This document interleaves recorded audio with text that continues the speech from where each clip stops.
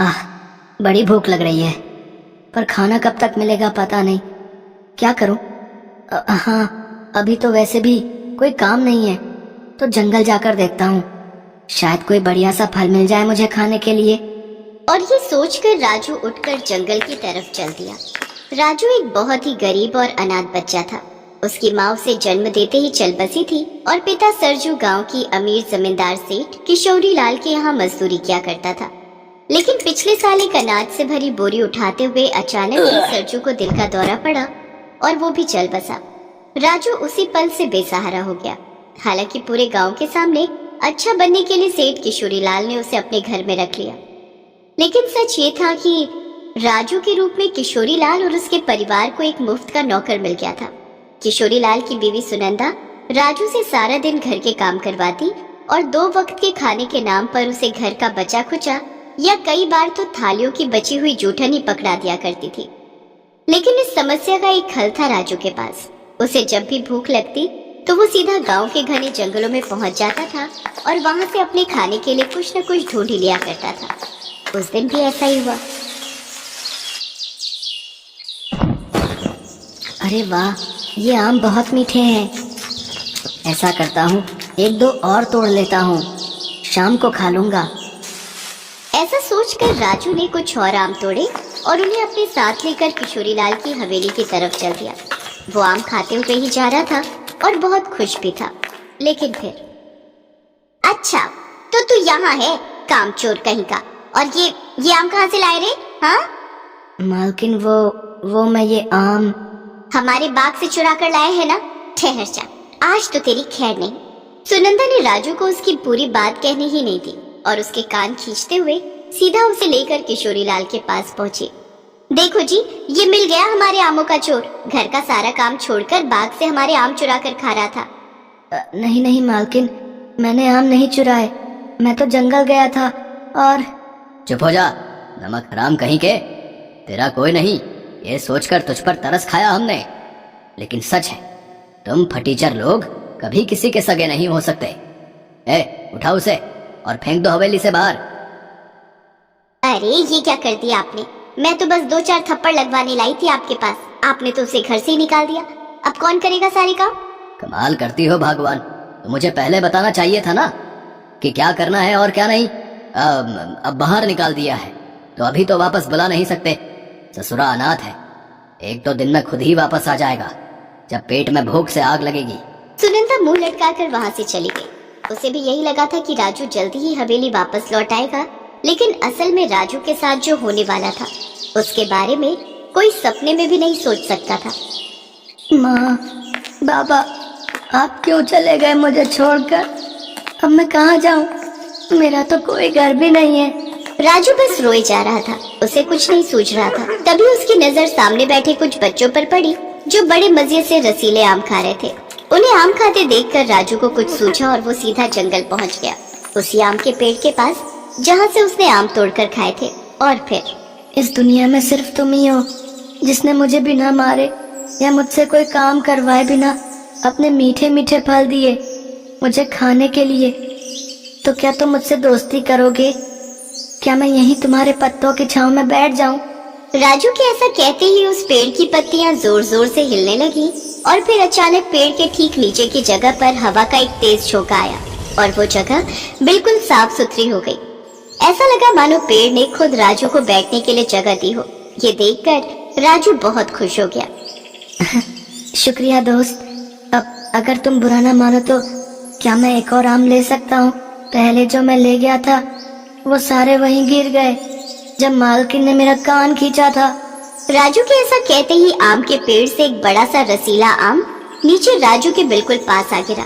ये देखकर राजू बहुत खुश हो गया और फिर मजा आ गया। दोस्त, सच में अगर मुझे पहले पता होता कि तुम मेरे दोस्त बन जाओगे तो मैं बहुत पहले ही तुम्हारे पास आ जाता। अब सब अच्छा है, खाने के लिए तुम्हारे मीठे मीठे आम और बातें करने के लिए तुम, लेकिन घर तो अब भी नहीं है मेरे पास। घर के बारे में सोचकर राजू एक बार फिर से उदास हो गया और उसकी आंखों में आंसू भी आ गए। लेकिन तभी आम का पेड़ जोर जोर से हिलने लगा। ऐसा लग रहा था मानो बहुत तेज तूफान आ गया हो। ये देखकर राजू घबरा गया और पेड़ से दूर जाकर खड़ा हो गया। तब राजू ने देखा कि तेज हवा से पेड़ के पत्ते टूट कर गिर रहे हैं, लेकिन जमीन पर गिरते ही एक दूसरे से जुड़ जा रहे हैं। राजू को कुछ समझ नहीं आ रहा था कि वहाँ हो क्या रहा है, लेकिन कुछ ही देर में उसके सामने उसका अपना और एक बहुत ही प्यारा घर था जो कि उन्हीं पत्तों से बना था जो पेड़ से टूटकर नीचे गिरे थे। ये देखकर राजू की खुशी का ठिकाना नहीं रहा। अरे ये घर तो कितना अच्छा है, कितना सुंदर है। दोस्त, तुम तो सच में कमाल हो। इतना कहकर राजू उस पत्तों से बने घर के अंदर चला गया और अंदर जाकर तो वो हैरान ही रह गया। उस घर के अंदर उसकी जरूरत की हर चीज थी और वो सब पत्तों से ही बनी हुई थी।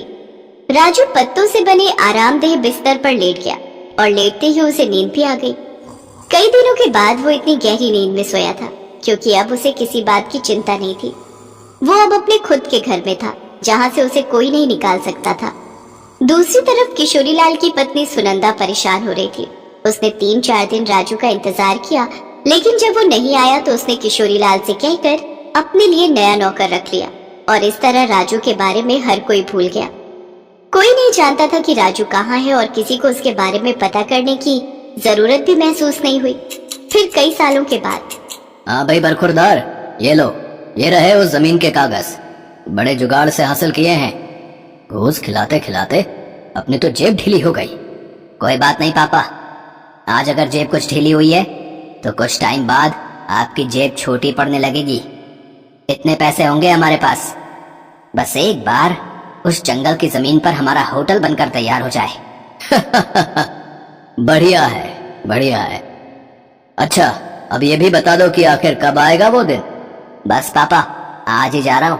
पहले जंगल साफ कराना होगा, तो शहर से टीम बुलाइए। सारे पेड़ काटकर जमीन साफ हो जाए, फिर करवा देंगे भूमि पूजन। ठीक, ऐसा करो, मुझे भी अपने साथ ले चलो। आज वैसे भी मुझे कोई खास काम नहीं है। ठीक है पापा, बस 1 घंटे में चलेंगे। किशोरीलाल अपने बेटे विशाल के साथ अपनी खरीदी हुई जमीन के पास पहुंच गया। किशोरीलाल बहुत खुश था। उसे तो अपने ख्यालों में जंगल के उन हरे भरे पेड़ों की जगह अपना आलीशान होटल भी दिखाई देने लगा था। लेकिन फिर, क्या कर रहे हो? काम शुरू क्यों नहीं करते? चलो जल्दी करो, आज ये वाला एरिया साफ हो जाना चाहिए, समझे? सर, हमें लगता है इस इलाके में कुछ आदिवासी रहते हैं। उनके रहते हम जंगल कैसे साफ करेंगे? क्या कहा? आदिवासी? तुम्हारा दिमाग खराब है क्या? यहाँ सिवाय इन पेड़ों के कुछ भी नहीं है। नहीं सर, यहाँ से कुछ दूर पत्तों से बना एक घर है, मैंने खुद देखा उसे। हालांकि उसके अंदर तो कोई नहीं था, लेकिन हमें डर है कि अगर वैसे ही घर और भी हुए तो यहाँ जरूर आदिवासियों का डेरा होगा और वो हमें कभी भी।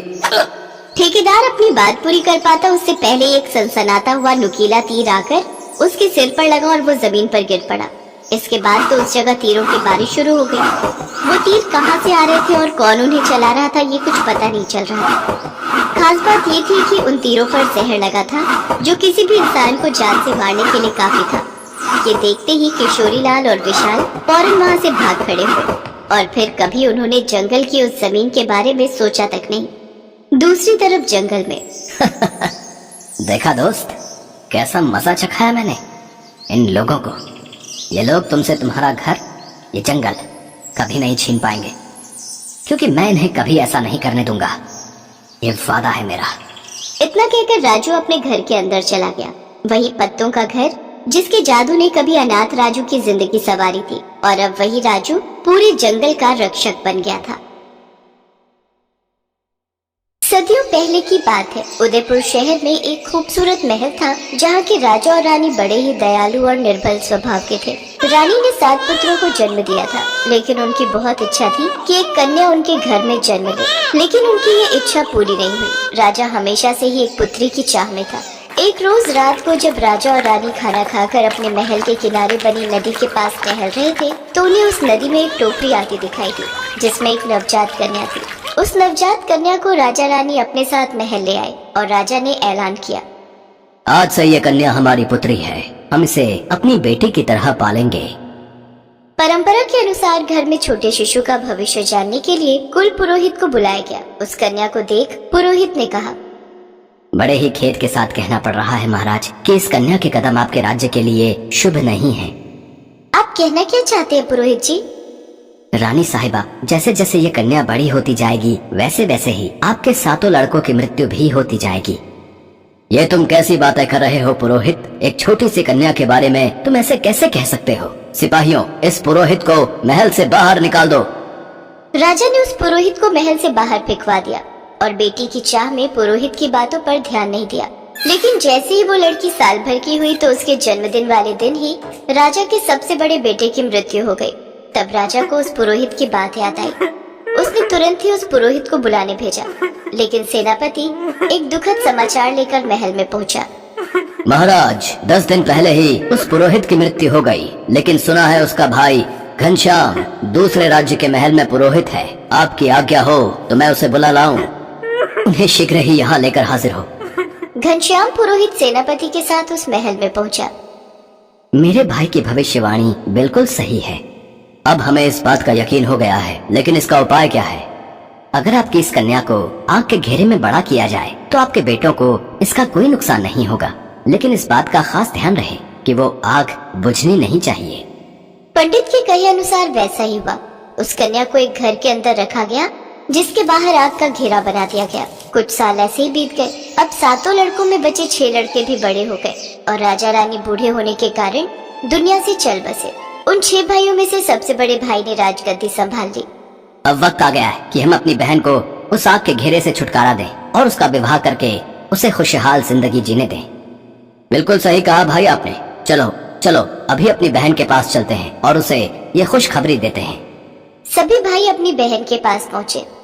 बहन, अब वक्त आ गया है कि तुम इस 4 दीवारी से आजाद हो जाओ। तभी उनकी बहन अंजना उनसे बोली, हाँ भैया, मैं भी दुनिया देखना चाहती हूँ। आखिर कब तक मैं इस आग के घेरे में जलती रहूंगी? अंजना को बाहर निकाला गया। उसने पहली बार नदियाँ, पहाड़, पेड़ पौधे, फूल, तितलियाँ देखी। वो बहुत खुश थी। तभी उसकी नजर बगुले पर पड़ी। अरे वाह, ये तो बहुत ही खूबसूरत पक्षी है। भैया, इस पक्षी का नाम क्या है? बहन, इस पक्षी का नाम बगुला है। भैया, मुझे बगुलों के राजकुमार से ही शादी करनी है। लेकिन बहन, हम उन्हें कहाँ ढूंढेंगे? वो मैं नहीं जानती। अगर मेरी बगुलों के राजकुमार से शादी नहीं हुई तो मैं किसी से शादी नहीं करूंगी। सभी भाई उसकी बात मान लेते हैं। 2 भाई राज्य संभालने के लिए महल में ही रुके, जबकि बाकी के 4 बगुलों के राजकुमार को ढूंढने जंगल की ओर निकल गए। लेकिन कई दिनों तक भटकने के बाद भी उन्हें राजकुमार कहीं नहीं मिला। तभी उनमें से एक भाई ने कहा, भैया, हमने हर तरफ देखा लेकिन राजकुमार हमें कहीं नहीं मिला और अब तो हमारा खाना भी खत्म हो चुका है। हाँ भाई, मैं तो कहता हूँ अब वापस महल चलो, नहीं तो ऐसा ना हो कि भूख के कारण हमारे प्राण ही निकल जाए। नहीं नहीं, अंजना की बात को हम नहीं टाल सकते। अब जब तक हमें बगुलों का राजकुमार नहीं मिल जाता हम वापस नहीं जाएंगे। तभी वहाँ से एक तपस्वी गुजर रहा था, जिसे देख उन भाइयों ने उस तपस्वी से पूछा, प्रणाम महाराज, क्या आप बगुलों के राजकुमार का पता जानते हैं? हाँ, यहाँ से तुम उत्तर दिशा की ओर जाओ। तकरीबन 10 किलोमीटर चलने के बाद एक ऊंची पहाड़ी पर महल है। उसी महल में बगुलों का राजकुमार रहता है। सभी भाई उत्तर दिशा की ओर चल दिए। 10 किलोमीटर चलने के बाद वो एक ऐसी जगह पहुँचे जहाँ सफेद महल, सफेद घर, सफेद मिठाइयाँ और यहाँ तक कि सबकी पोशाक भी सफेद रंग की थी। चारों भाई महल के अंदर गए और बगुलों के राजकुमार से मिले और उन्हें अपनी समस्या बताई। राजकुमार जी, आप हमारी बहन से शादी कर लीजिए। वो जिद पकड़ कर बैठी है कि वो सिर्फ बगुलों के राजकुमार से ही शादी करेगी, नहीं तो उम्र भर कुंवारी रहेगी। मैं तुम सब भाइयों की पीड़ा समझ सकता हूँ, लेकिन मैं किसी भी लड़की से शादी नहीं कर सकता। हम बगुले बहुत ही बुद्धिमान होते हैं और मैं बगुलों का राजा हूँ, तो जाहिर सी बात है कि मैं भी बहुत बुद्धिमान हूँ और इसीलिए मैं अपने महल के लिए भी एक बुद्धिमान रानी की तलाश में हूँ। और अगर तुम्हारी बहन चाहती है कि मैं उससे शादी करूँ तो पहले उसे साबित करना होगा कि वो बुद्धिमान है। ठीक है, हम आज ही उसे बुलावा भेज देते हैं, फिर आप खुद ही जांच परख कर लीजिएगा। उन भाइयों ने एक संदेश लिखकर एक बगुले के पास भिजवाया। सेनापति बगुला उस संदेश को अपनी चोंच में दबाए महल पहुंचा। जब वो संदेश अंजना ने पढ़ा तो वो बेहद खुश हुई और अगले दिन सुबह ही उस महल से चलने की तैयारी करने लगी। साथ ही उसने अपने बड़े भाई से कहा, भैया, मुझे एक घोड़ा, 2 दासी और कुछ सैनिक चाहिए होंगे। मैं कल सुबह ही बगुलों के राजकुमार से मिलने निकलूंगी। ठीक है, इंतजाम हो जाएगा। अगले दिन सुबह ही अंजना अपने सैनिकों और दासियों के साथ सफर पर निकली। काफी देर चलने के बाद अंजना कुछ देर विश्राम के लिए रुकी और एक पेड़ की छांव में बैठे बैठे ही उसे नींद आ गई। तभी उनमें से एक दासी जो कि बूढ़ी थी, उसने दूसरी दासी जो कि उसकी बेटी दिव्या थी उसकी तरफ देखा। सचमुच कितना अच्छा होगा अगर इस मनहूस की जगह मेरी बेटी की शादी उस राजकुमार से हो जाए। मेरी बेटी तो राजकुमारी बन जाएगी।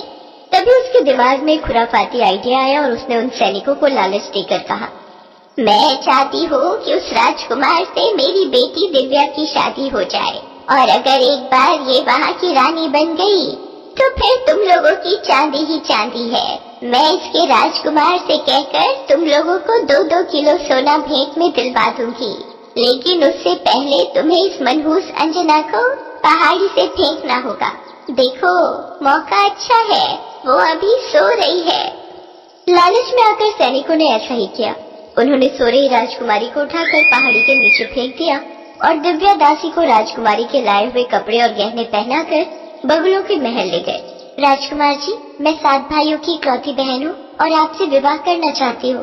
ठीक है, लेकिन उससे पहले तुम्हें मेरी कुछ पहेलियों का जवाब देना होगा। वो कौन सी 3 संख्याएं हैं जिन्हें जोड़ो या गुणा करो तो परिणाम सबका एक ही निकलता है?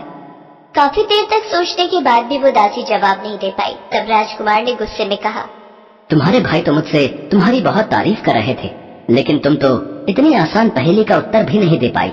सैनिकों, जल्द से जल्द इसके चारों भाइयों को मेरे सामने हाजिर होने को कहो। कुछ देर बाद वो चारों भाई वहाँ पहुँच गए। तुम चारों भाइयों ने मुझसे झूठ कहा कि तुम्हारी बहन बुद्धिमान है, लेकिन इसे तो साधारण सा गणित भी नहीं आता। लेकिन ये तो हमारी बहन नहीं है। अच्छा, डर के मारे फिर झूठ। सैनिकों, इन सबको कारावास में डाल दो, फिर इन्हें मृत्यु दंड दिया जाएगा। कभी वहाँ अंजना आ जाती है। रुक जाइए बगुलों के राजकुमार, इन भाइयों की असली बहन मैं हूँ। अच्छा, तो फिर तुम मेरी पहेली का जवाब देकर यह साबित करो कि वो बुद्धिमान लड़की तुम ही हो। वो कौन सी 3 संख्याएं हैं जिन्हें जोड़ो या गुणा करो तो उनका परिणाम एक ही होता है? 1, 2 और 3। वाह, बहुत खूब। लेकिन अगर तुम राजकुमारी अंजना हो तो फिर ये लड़की कौन है? ये मेरी दासी की बेटी है। इन दोनों ने मिलकर रास्ते में मुझे पहाड़ी से नीचे फेंकवा दिया, लेकिन वो तो शुक्र है ऊपर वाले का कि मैं एक पेड़ में जाकर फंस गई और एक लकड़हारे ने मुझे बचा लिया। बगुलों के राजकुमार ने दासी दिव्या, उसकी माँ और उन सैनिकों को कारावास में बंद कर दिया और राजकुमारी अंजना के साथ बड़ी धूमधाम से विवाह कर दिया। सब्जी ले लो सब्जी, हरी हरी ताजी बढ़िया सब्जी। ओ भैया सब्जी वाले, जरा रुकना। हाँ बोलिए माता जी, क्या दे दूं? आलू, प्याज, टमाटर, भिंडी, गोभी, टिंडा, करेला, शिमला मिर्च, तोरई, सब बढ़िया बढ़िया लाया हूँ सब्जी। एक करेला दे दे। बस एक करेला? एक मतलब 1 किलो ना, अभी तोल देता हूँ। अरे अरे, इतने सारे थोड़ी, एक करेला। मुझे बस एक ही करेला चाहिए, 1 किलो नहीं। एक करेला थोड़ी दूंगा माता जी, उसमें क्या तोल भाव करूंगा बताइए? अरे जब चाहिए एक तो एक ही खरीदूंगी ना। तू तौल कितना है, मैं तुझे अपने हिसाब से पैसे दे दूंगी। 5 रुपए का बन रहा है एक करेला। इतना जरा सा करेला 5 रुपए का? पागल समझा है क्या मुझे? ये पकड़ 2 रुपए और करेला इधर दे। हाँ दे रहा हूँ माता जी, और बताओ क्या लेना है? बस और क्या लेना है, एक करेला काफी है। आज इसकी सब्जी बन जाएगी, कल दोबारा आएगा तो फिर कोई सब्जी ले लूंगी। कैसी कंजूस है ये माता जी। एक टिंडा, एक टमाटर, एक प्याज और आज एक करेला। रोजाना मेरा इतना समय खराब कर देती है, मानो ढेरों सब्जी खरीदनी हो। अब तो इस गली में रुकूंगा ही नहीं। हाँ, दूसरी गली से निकल जाऊंगा। राम जाने इनके घर वाले इनके साथ कैसे रहते होंगे। ये है संतोष। संतोष अपने पति और बेटा बहू के साथ इस मोहल्ले में कई सालों से रह रही हैं। संतोष के कंजूस स्वभाव को मोहल्ले में सब जानते हैं, इसलिए सब संतोष से दूर रहते हैं। संतोष कंजूस होने के साथ साथ बहुत ही चालाक भी है। अपने पैसे बचाने के लिए वो कोई ना कोई नया तरीका ढूंढती रहती है। बहू, इस करेले के 6 टुकड़े आराम से हो जाएंगे, हम सबको पूरे होंगे। एक प्याज डालकर इसकी सब्जी बना लेना, रात में कोई इतना नहीं खाता, एक करेले की सब्जी पूरी हो जाएगी। बस जहाँ देखो वहाँ कंजूसी करके अपने पैसे बचाती रहती हैं। भला एक करेले की सब्जी पूरी होगी, सूंघ सूंघ कर खाना पड़ता है सब कुछ। मन ही मन क्या बुदबुदा रही है। अब कुछ नहीं माँ जी, वो चीनी का डिब्बा खाली हो गया है, चीनी लौटनी थी। क्या चीनी खत्म भी कर दी? कितनी चीनी लगा देती हो बहू। जाओ भंडार घर से डिब्बा उठा कर ला, मैं खुद दूंगी, अपने आप मत लेना। शालू चीनी का डिब्बा ले आती है। ये हुए 5 चम्मच, 8, 9 और ये हुए 10। ये लो बहू, पूरे 10 चम्मच चीनी है। ये चीनी 2 महीने चलनी चाहिए। चाय में गिनकर सिर्फ 5 दाने चीनी के डाला करो, ज्यादा मीठी चाय सेहत के लिए अच्छी नहीं होती। माँ जी 10 चम्मच, वो भी छोटे वाले, ये 2 महीने चल जाएंगे, ये तो कुछ भी नहीं है। ये चीनी तो 15 दिन क्या 1 हफ्ता भी नहीं चलेगी माँ जी। जितनी दी है उतनी ही लो, इससे ज्यादा नहीं मिलेगी। घर चलाना किसे कहते हैं, मेरे से सीखो। संतोष और शालू अभी बात कर ही रहे थे कि तभी दरवाजे पर बिजली के बिल वाला आ जाता है। माता जी बिजली का बिल ले लो। हैं? इतनी जल्दी बिजली का बिल आ भी गया? अभी तो आया था, लाओ भैया दो। संतोष बिजली का बिल देखते ही घबरा जाती है। 8,000 रुपए, इतना बिल? ये सब गर्मियों की वजह से हुआ है। गर्मियों में और चलाओ, पूरी रात एसी, दिन में भी एसी एसी। अब पंखा चला रखा है, इसे बंद करो। आज मौसम अच्छा है, मैं ऐसे ही बैठूंगी।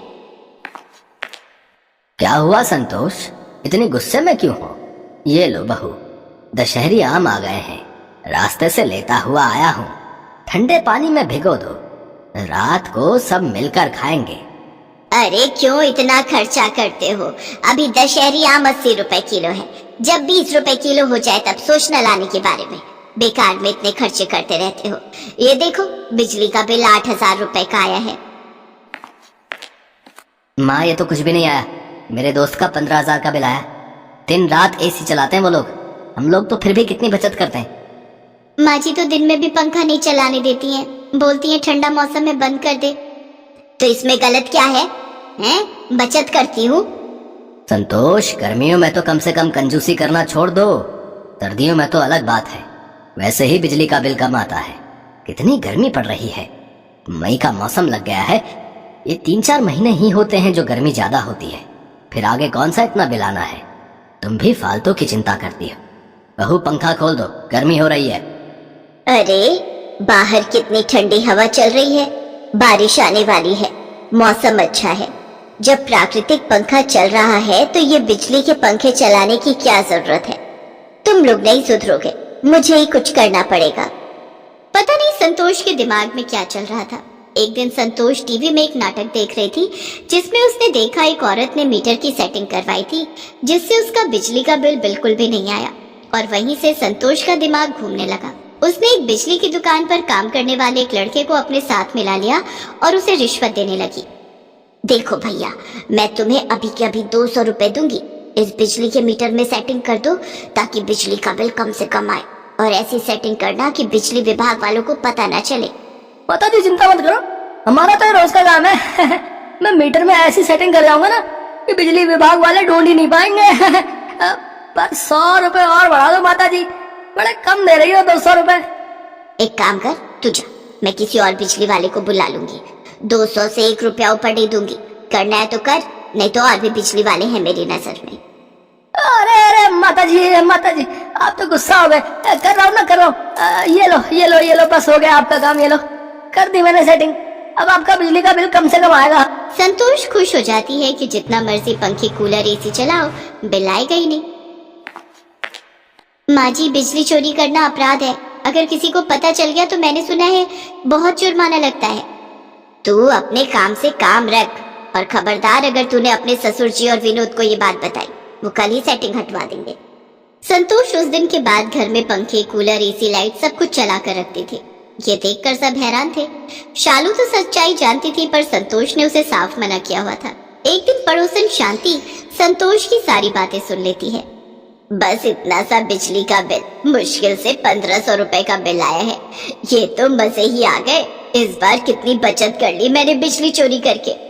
देखा बहू, मैंने कितना दिमाग लगाया मीटर में सेटिंग करवा कर, बिजली का बिल कितना कम कर दिया। धीरे बोलती हूँ, दीवारों के भी कान होते हैं।